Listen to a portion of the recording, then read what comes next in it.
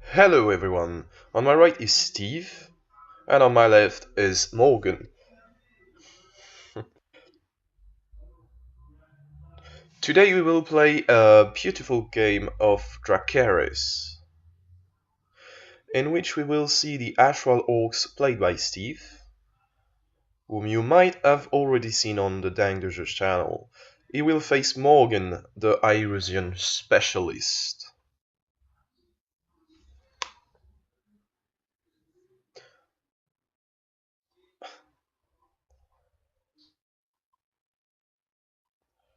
Because as Dracarys is not well known at the moment, Morgan is the worldwide specialist of the game.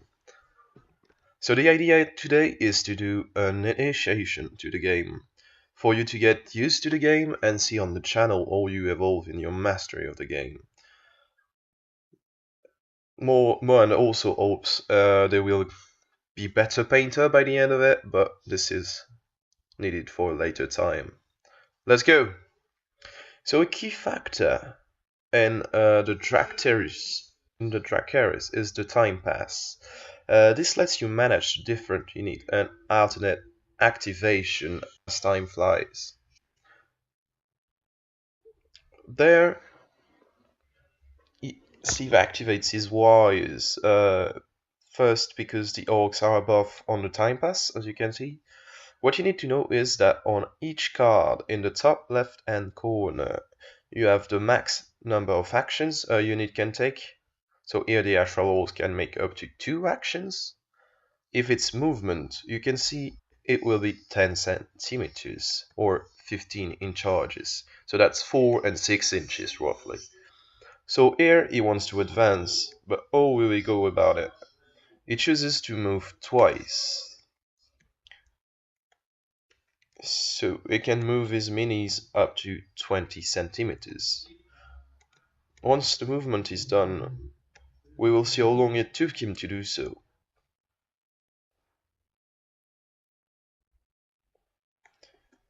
So there he moved them. That's 2 march action. So he advances 2 time on the little time scale.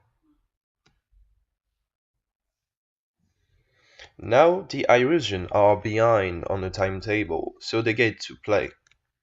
It chooses the archer. They also have up to 2 action, just like the orcs. So wanting to shoot, it takes a measuring tape to see how far the 2 units are. So for every 10 centimeters, the difficulty ups by 1. So here is in the 20 centimeter range. That makes the shot a 2 difficulty. The archer have a 2 shot characteristic. Then you remove the difficulty, making it a 0. That means he needs a 6. That might not be quite clear, but just look at the timetable there. Just a reminder, the game is played by 10. The average, the just normal roll without any difficulty is 6. So you add and remove to it. So he has 5 dice to get 6s. He gets 2 hits. Then you look at the power of the archer.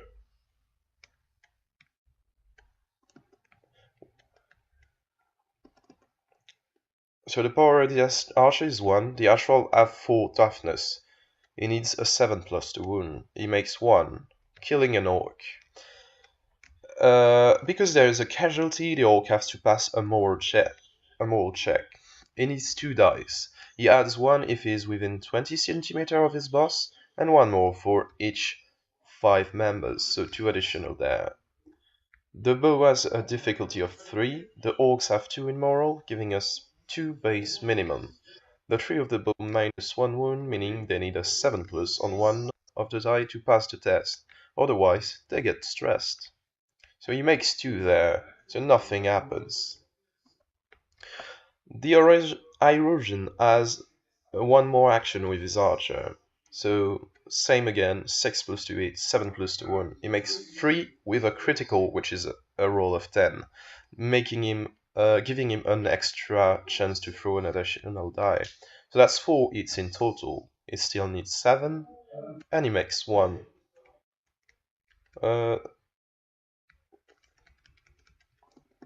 It is a crit, but the orcs have shield, so they cancel the crit to wound. In the end, only one more orc dies.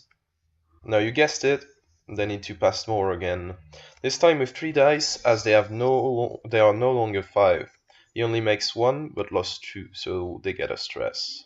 We also forgot to add 1 after the activation. The archer takes attention as well after the activation. Now the Irosian advances on the timetable. Although they also did 2 action, they are still behind the Australian, so they get to activate another unit. It chooses to play his Minotaurs. It is important to know that you can pass through the vortex, as long as you do not stop on them.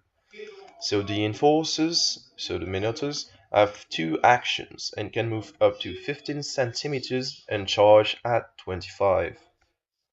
So there he charges.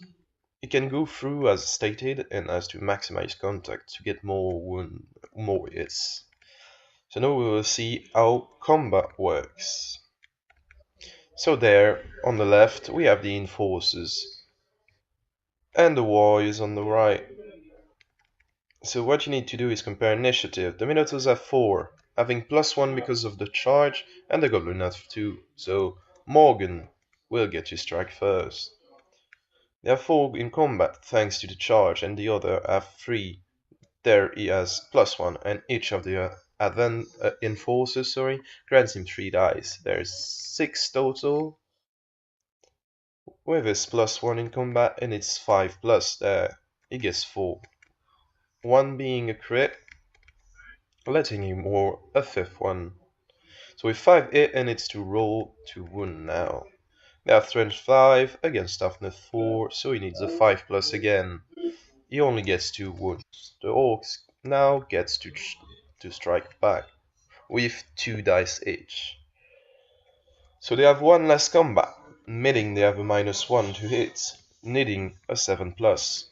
He gets 2 there, as you will see. And now he needs a 7 plus again.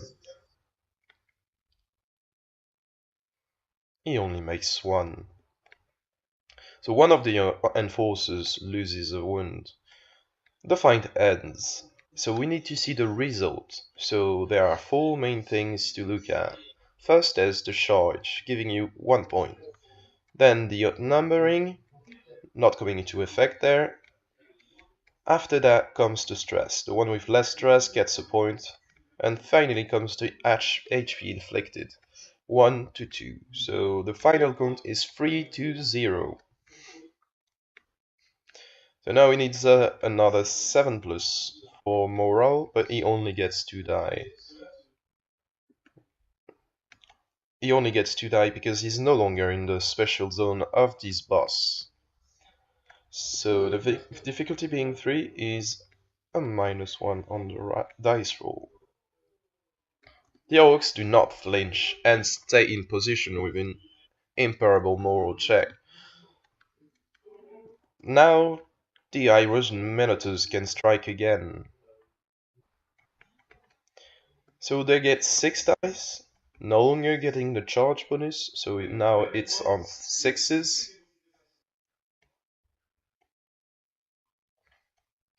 So there he gets 3, plus 2 crits.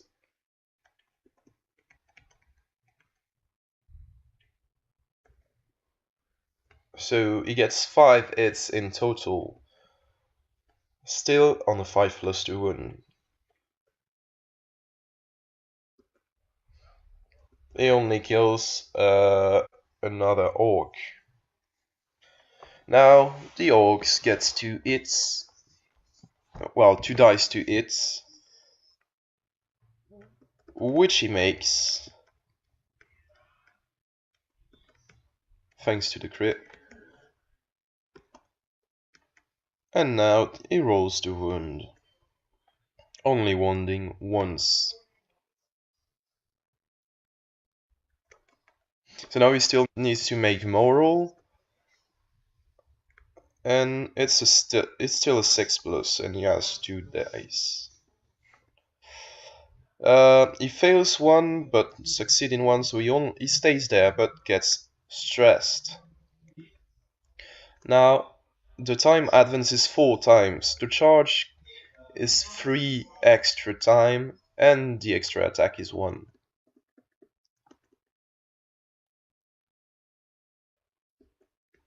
So now it's Steve's turn.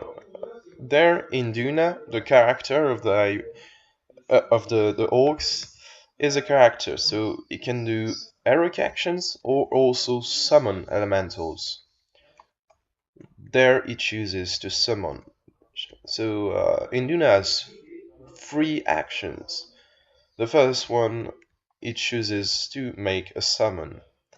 It picks a vortex 20 centimeters away. It's a bit far from the earth one, so it chooses to summon a fire one. The summoning is done with 2 dice. He can get more dice, but each time he gets another dice, it costs him 1 time on the times table. He needs a 7 plus to make it, and makes it, so he gets a fire elemental added to his roster. The fire elemental power is giving 2d10 attacks in total to any ally units in a 20 centimeter radius. So Induna is also a mage, so he can cast spells. There he chooses to throw some air at his enemy. It costs 1 air mana and 2 water ones. Each element having 3 mana in the vortexes, the difficulty being dependent on the distance with each element necessary. He chooses to move first.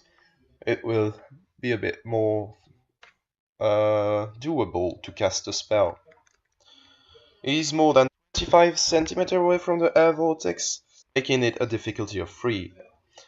He also has another magic source, but it's very close, so it's 4. The caster is a level 3 mage, making it -1 roll, so a 7 plus. He has 1 die, but can get 1 more for each mana remaining in the sources, meaning 3 there. So with 4 dice, he gets 3 successes. Now he can choose 2 units at 30 centimeters. He has the choice between the archers, the foot soldiers, or the hero. He chooses the hero and the archer. Now it's quite simple. He throws a 10-sided die to see how many hits the unit suffers. So there it is a 6. And the hero will get that many hits. So he needs to roll. That's a 9. Now we need to resolve the damage.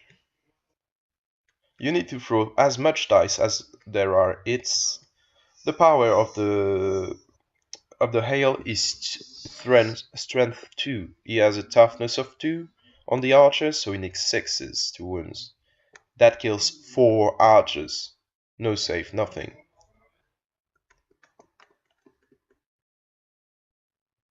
So 4 archer dies. As you can see, magic can be quite deadly, especially against like foot soldiers.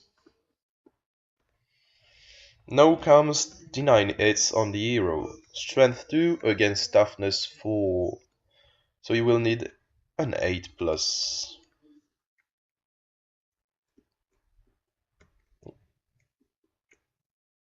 So let's see what he rolls. He only gets 2 wounds. He has a save, but he also have soldiers nearby that have the guard skill, meaning he can attempt to transfer the wounds on them. To do so, it needs to be less than 10 centimeters away. meaning that the guard can jump in front of it and protect it. So to do so, you need to throw dice. From 1 to 6, the hero takes a wound. 7 to 9, you transfer it to the soldiers. And on a 10, the wound is saved as it is the normal save of the hero. So he throws the dice. So the hero takes 2 wounds because he fails. So as he summoned an elemental, moved, and cast a spell, his third action is now finished. So he needs to advance 3 times on the timetable. Note that the shaman also takes a stress as he got activated. Now the Ashralian is still behind, so it is still Steve's turn. He chooses to activate his brutes. They have 3 action and move 15 centimeters. So he moves once and charges.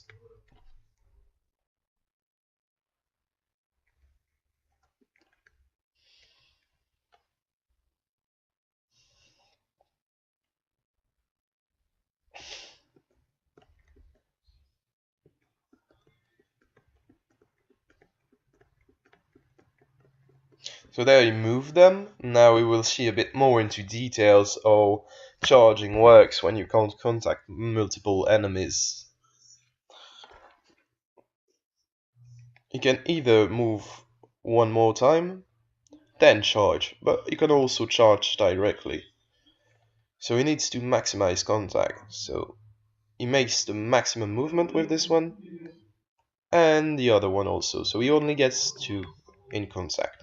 So there's one that is not in direct contact, so he won't get his full strikes.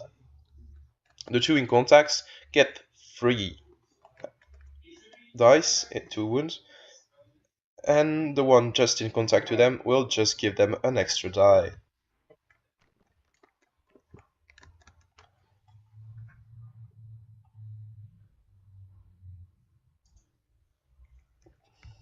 So you need to be careful with the placement of your mini.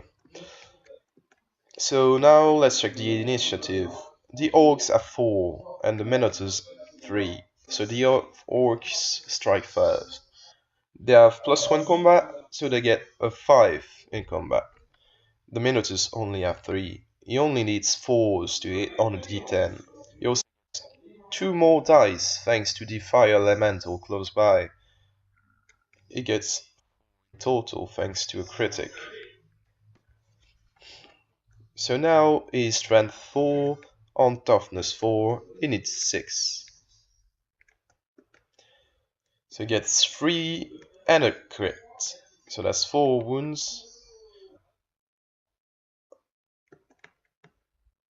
So he killed 1 full life minotaur and 1 wounded one because they only have 4 health left. Sorry. So he wipes out the unit. This is a devastating charge for Morgan. There are a lot of back and forth action in Drakerys up until the very end, so never give up. Now the Minotaur still has 1 action point, but he cannot charge twice on the Titan, so he doesn't do anything more. On the timetable now he moves 4, 3 for the charge, 1 for the move. You also get a stress token on those. It is now Morgan's turn, so he wants to summon an elemental. To do so, he needs to activate his hero. It chooses Unearth 1, which gives more durability to his units. In the definitive version, the vortex is green, not brown, just because it's much more cool. So now he has 2 dice. He still needs 7+ for the invo, and he gets it. So the elemental is added to his army.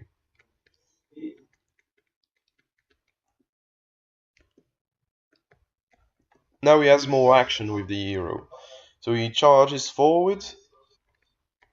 with his hero.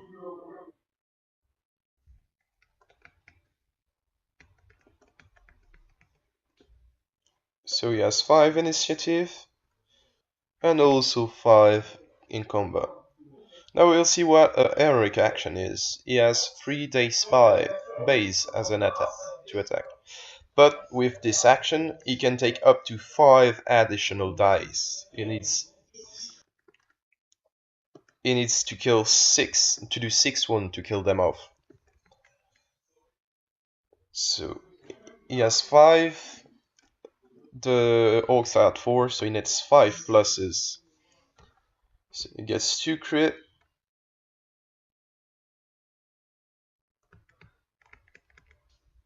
So it's quite a good roll. He gets 6 in total, strength 4 and toughness 4. Oh, the orcs are berserk, so they lose 1 toughness when they are stressed, meaning in its 5s again, because it's now strength 4 on toughness 3.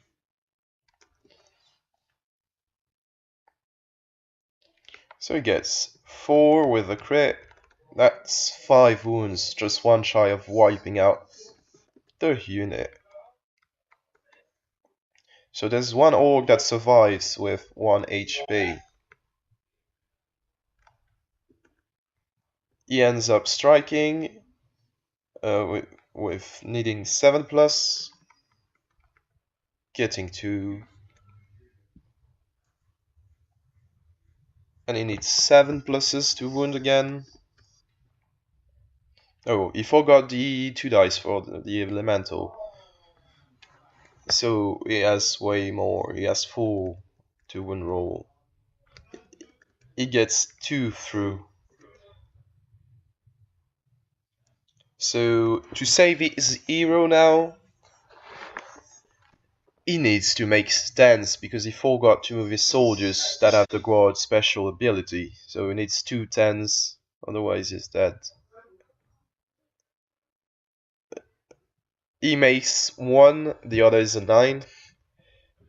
So as it is a 10, he gets another roll because of the crit. Will he make it, is the question now. It does not.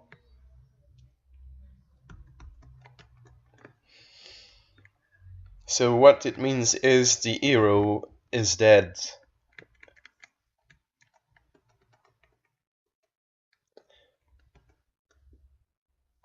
So on the table now we need to see how much time it took. So he advances 4 because 3 for the charge and 1 for the summon. He also added 5 dice to his action, so he takes a total of 9. The orcs are pretty much free to do anything they want now. So he activates the elemental, moving him twice and giving him a stress, as you can see in a second. Note that with a picker map and not an initiation setting, you can get even bigger elementals and stronger heroes as well.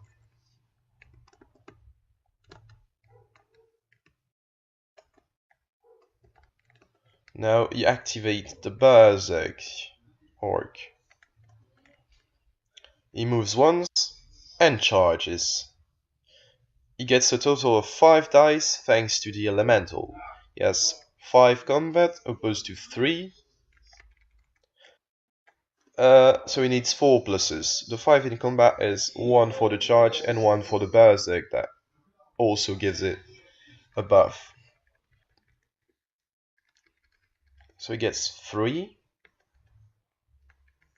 He has a strength of 4 and the Irosian has a toughness of 2. So he needs 4 pluses. He kills 3. Then the guards get to strike back with 2 dice. He needs 8 plus though,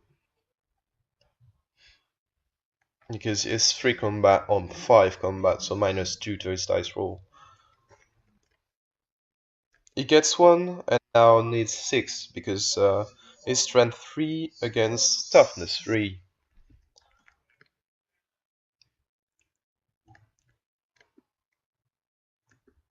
So he doesn't make it. So with the charge and the kills, the Orc have 2 in the moral result. With less stress and more minis, the other tied them because they get 2 points as well. Nothing happens there, it's just a perfect tie. Although now the Orc strikes again. Now needs 5 pluses without the charge. It still gets the same number of dice, so 5.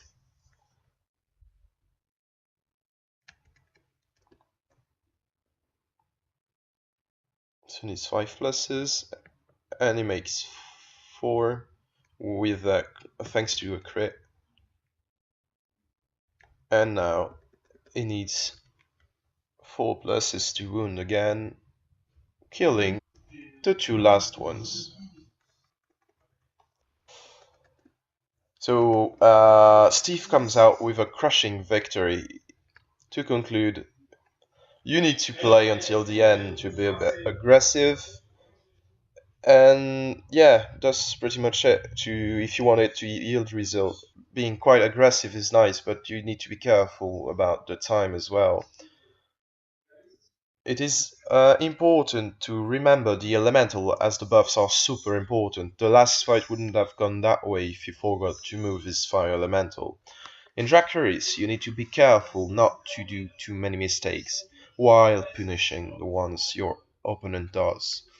There Steve got a huge punish on the hero charging without supporting, which is what probably cost him the game in the end. He could have probably killed the shaman as he is very fragile. It was Mohand's idea at first, so you can blame him on that. So the shaman only used one spell, but he could potentially use some other. For instance, he could have turned himself into a brute. It's very good against Irosian, but quite useless against other armies such as dwarves. So so magic is good, but you still need to be careful. So what did the guy think about the game? So Morgan first. He's very excited to try a real game with more units and a bigger board. And he also wants to fill the board with a full starter to see what it gives.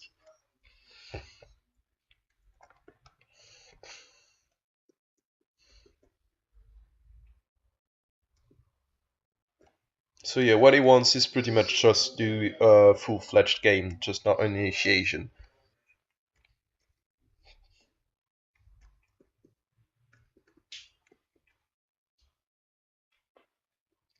Now what about Steve?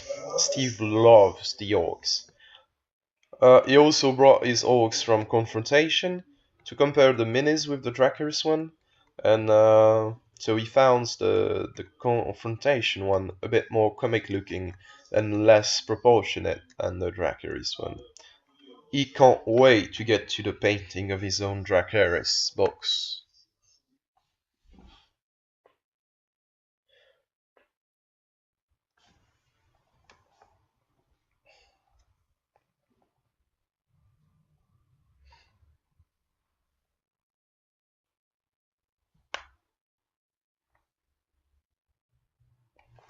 But they're just speaking about customizing your army and such, which is for them a core thing of the hobby. So Steve is 1, Morgan 0. Thanks, guys.